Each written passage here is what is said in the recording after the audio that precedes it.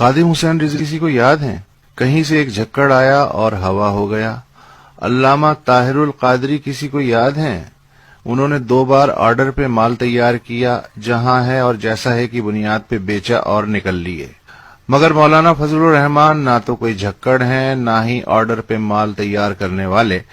مولانا ایک کل وقتی سیاستداں اور 100 برس پرانی مذہبی سیاسی جماعت کے قائد ہیں۔ اس ملک میں فوج کے بعد اگر کسی کے پاس منظم طاقت ہے تو وہ مولانا ہے۔ بخدا نہ تو یہ قصیدہ ہے، نہ تعلی، نہ خوشامد، نہ طنز۔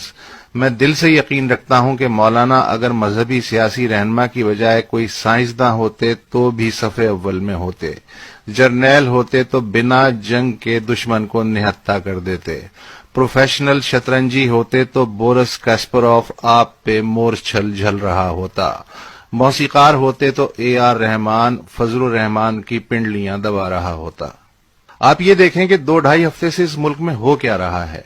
مولانا نے ابھی آزادی مارچ کا صرف اعلان کیا ہے اور پیپلز پارٹی اور مسلم لیگ نون جیسی تجربے کار جماعتوں کی سمجھ میں نہیں آ رہا کہ کرنا کیا ہے، جانا ہے کہ آنا ہے کہ جا کے آنا ہے کہ آ کر جانا ہے یا تھوڑا سا آگے جا کے آنا ہے یا پھر آنا جانا ہے۔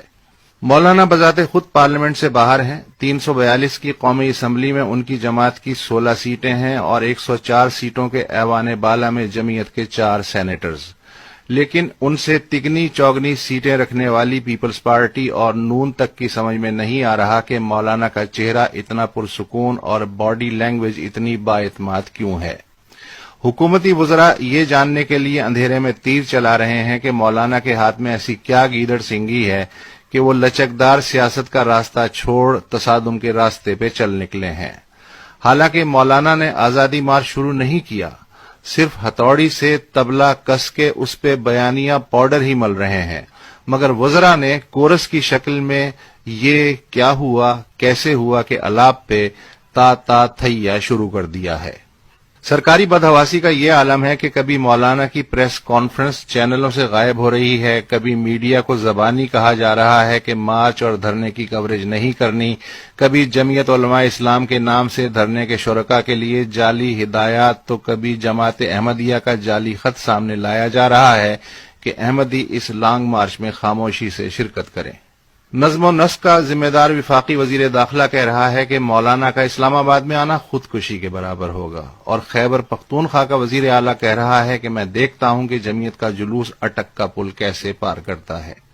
وزیر اعظم عمران خان کو ایران اور سعودی عرب کے مابین ثالثی جتنی آسان محسوس ہو رہی ہے، حزب اختلاف سے معاملہ فہمی سے نمٹنا اتنا ہی مشکل لگ رہا ہے۔